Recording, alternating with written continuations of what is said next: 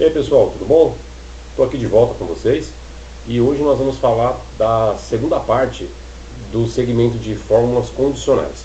Na aula anterior nós estudamos um pouquinho da função OU e entendemos como que ela funciona e qual é o critério de condição.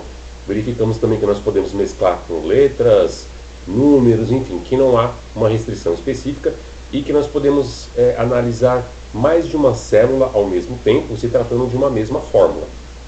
Bom, tendo já claro esse conhecimento que nós conseguimos estabelecer na aula anterior, nós vamos passar hoje para a função E, essa daqui é do meio, e eu imagino que vai ser muito mais tranquilo que a aula anterior, porque ela segue um critério muito similar. A parte de digitação da fórmula, os termos que nós vamos usar são praticamente os mesmos. O que vai mudar é uma especificação, que nós já vamos entender. Então vamos já direto para a prática, vamos dar um zoom aqui e vamos começar a trabalhar a função E. Vamos lá. Função E vai apontar se o resultado atende duas ou mais condições simultaneamente. Então o que significa? Vocês se recordam que na função OU nós colocávamos a fórmula, colocávamos os critérios e a célula de análise, o objeto da análise, ele teria que atender um dos critérios, uma coisa ou outra. Já que na função E, ela é mais específica, ela é mais restritiva, ela precisa atender os dois critérios simultaneamente, ou os três, os quatro, enfim, o número de critérios que eu colocar, a minha célula vai precisar atender todas elas. Vou voltar aqui com o exemplo da garrafa. Dessa vez eu vou pegar uma garrafa só. Na função OU, podia ser uma tampa azul ou uma tampa branca, tanto faz. Já aqui fará diferença, só que com muito mais restrição. Eu estou com essa garrafa aqui, ela está cheia, está com água, está tampada. Então esse aqui pode ser o meu critério de análise. Eu quero digitar a fórmula e verificar se a minha garrafa está simultaneamente cheia e tampada. Se ela estiver cheia e tampada, vai retornar como verdadeiro. Se ela estiver cheia e destampada, vai retornar como falso. Por quê? Porque ela deixou de atender um dos critérios. A partir do momento que a nossa fórmula deixa de atender um dos critérios, ela vai retornar falso. A mesma coisa se por acaso nós estabelecemos 50 condições diferentes. Se uma delas não for atendida, vai retornar como falso. Então, para que seja verdadeiro, todas elas terão que ser atendidas, sem exceção. Então, basicamente, essa é a definição da função E. Bom, então vamos lá para a prática para verificar como que funciona isso aqui.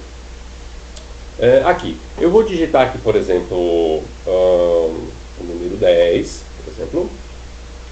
E aqui eu vou começar a digitar a nossa função. Vamos lá.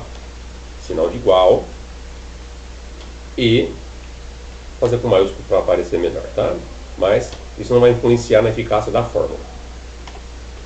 E agora eu quero checar se esse número aqui ele é simultaneamente, digamos, vou clicá-lo, lógico, para referenciá-lo. Vamos ver se ele é, por exemplo, diferente de 0 e, digamos, ainda ele, né, maior do que 8. Vou fechar e pronto. Retornou como verdadeiro. Por quê? Porque esse número 10 aqui, essa célula aqui, ó, a nossa célula H13, ela está dizendo que esse número 10 aqui, que é o valor atribuído a essa célula, ela atende essas duas condições, que são elas, ó. H13 diferente de 0, então ok, já é diferente de 0, atendeu o primeiro critério. Vamos para o segundo. H13 ser maior que 8. Sim, atendeu o segundo critério também, porque 10 é maior que 8. Então, se eu vier aqui na nossa célula de análise e colocar o número 0, vai passar a ser falso. Por quê? Porque estamos esperando um valor que seja diferente de 0. Se eu colocar que é igual a 0, retorna como falso. Então, numa forma muito mais simples de se entender, até porque nós já trabalhamos a função OU e o critério já ficou muito bem estabelecido, aqui então segue um raciocínio muito similar. Agora vou voltar aqui com o número 10, voltou a ser verdadeiro, e vamos colocar aqui um valor que seja menor que 8. Tá? Vou colocar aqui, ó, se eu colocar aqui, por exemplo, o número 7, o número 3, o número 2, ele vai atender o primeiro critério de ser diferente de 0, mas não vai atender o critério de ser maior que 8. Então vamos vir aqui na nossa célula de estudo e colocar aqui o número 7. Passou a ser falso, deixou de ser verdadeiro. Por quê? Porque, sim, é diferente de 0, porém não atendeu o segundo critério, que trata-se de um número que seja superior a 8, no caso aqui colocamos um número inferior. Também posso fazer a alteração de colocar maior ou igual? Sim, posso colocar. Se eu vier aqui nesse 8 e colocar um sinal de igual, eu posso voltar aqui, colocar o número 8 e ele passa a aceitar. Por quê? Porque agora nós permitimos que seja maior ou igual a 8. Então, já deu certo aqui. Da mesma forma que nós trabalhamos com letras também, a gente pode trabalhar aqui. Tá? Então, vou colocar aqui novamente teste. Tá? Vou colocar aqui teste. E nós vamos fazer um incremento aqui. Vou chegar aqui no final da nossa fórmula. Vou colocar ponto e vírgula, como nós já conversamos, a pontuação que vai separar os critérios. E agora vou trabalhar com H13 para o primeiro, H13 para o segundo e H14 para o terceiro critério. Então vou clicar aqui no H14, onde eu tenho teste. Então vou checar se a célula H13 ela é igual a, vou abrir aspas, porque agora vou trabalhar com texto, com palavras, com letras, vou escrever teste. Fecho aspas e dou Enter.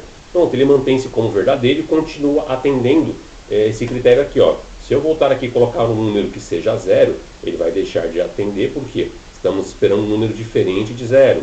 Se eu colocar um número 6, por exemplo, ele mantém-se falso, porque apesar de ser diferente de 0, ele é menor que 8. Eu estou esperando maior ou igual. Ok, vou retornar aqui com o número 10. Ele mantém-se como verdadeiro. Vou vir aqui no teste, porque ele está esperando que no nosso terceiro bloco aqui, ó, a informação que é trazida pela célula H14, ela seja igual a teste. Então, aqui já está atendendo, por isso que está verdadeiro. As três circunstâncias foram observadas. Mas, se eu vir aqui em teste e colocar um plural, testes, ele deixa de atender. O meu terceiro critério falhou. Então, com relação ao número aqui, está ok. Só que essa fórmula ela está vinculada a essas duas condições aqui, ó, essas duas situações. Se uma delas não for atendida, a fórmula vai acusar como falso. Se eu voltar aqui, tirar o S, volta como verdadeiro. Se eu tirar o T e fica este, ele também não atende. Se eu colocar o S para ficar estes, também não vai. Então, simplesmente, a gente precisa atender rigorosamente os critérios. Bom, vamos fazer um teste mais prático aqui, já que esse vídeo já não requer tanta explicação, porque já tem como base o vídeo anterior. Digamos que nós queremos falar a respeito de um automóvel, de um carro. Eu quero, por exemplo, um carro da marca Volkswagen.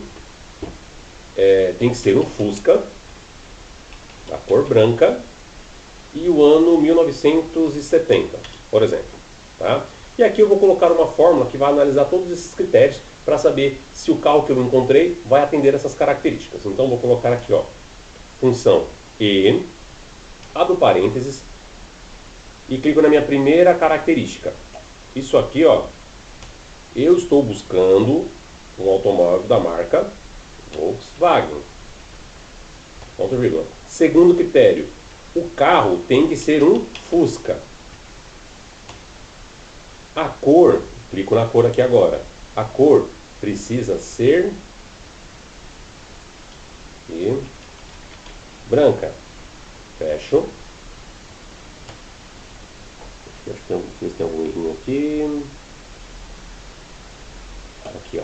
Faltou o sinal de igual aqui, tá? Então, aqui também faltou o sinal de igual. Tá? H13 igual a Volkswagen. I13 igual a Fusca. J13 igual a cor branca. E o ano dele aqui, ó, igual aqui no caso eu posso escolher se eu vou colocar entre aspas ou não, porque eu estou trabalhando com um número. Se eu colocar entre aspas vai dar certo, porém ele vai reconhecer isso como um texto. Então, se em algum momento isso aqui for fruto de algum cálculo, pode ter dificuldade para apresentar o valor que a gente está esperando. Então, quando você trabalhar com números, eu recomendo você não usar aspas, para que ele não entenda que aquele número é um texto. Porque aqui não vai fazer diferença, mas se você estiver trabalhando numa situação onde o número que vai ser apresentado, ele vai ser resultado de algum cálculo, de algum processo, né, você pode ter alguma dificuldade para associar o valor. Então eu recomendo você não usar aspas quando se tratar desse contexto. O número vai ser 1970, que é o valor que eu estou procurando, certo? Pronto. Ele deu como verdadeiro. Ok. Mas e se eu trocar a cor do carro? E se for na cor verde? Já deu falso. Eu não quero verde. Se por acaso o ano for um ano mais novo, 1971, ele deixa de aceitar. E se for, por exemplo, um Gol, vai aceitar? Não vai. E se a marca for, por exemplo, GM? Também não aceita. Então, é aqui que está uma aplicação prática. Quando você quer fazer uma análise, onde você tem N circunstâncias e você precisa saber se a sua célula ela aceita todas as circunstâncias. A gente também pode fazer aquela brincadeira da formatação condicional aqui e tudo mais, só que nós já vimos isso em 2 vídeos anteriores, então a gente vai segurar um pouco e deixar para ver isso mais para frente. Numa situação assim, onde seja mais automática, onde seja mais adequado. A gente não precisa fixar tanto essa parte de formatação condicional agora, porque nós já vimos. Então, o que eu quero trazer para vocês você pode colocar um atributo, uma lista de critérios e associar uma célula a uma fórmula onde você precisa verificar rapidamente se todas as condições foram atendidas. Tá bom, pessoal? Então, essa aqui é a função E, já é a nossa segunda, e vai ficar faltando só a função C, que nós vamos checar aí mais para frente. Eu espero que você esteja acompanhando, que você esteja gostando, e o mais importante, que você esteja praticando, para que você consiga associar bem esse conteúdo e colocar em prática aí no escritório onde você trabalha, e com certeza você vai encontrar finalidade para essas formas. Tá bom, pessoal? Então deixo o meu abraço aqui e até mais.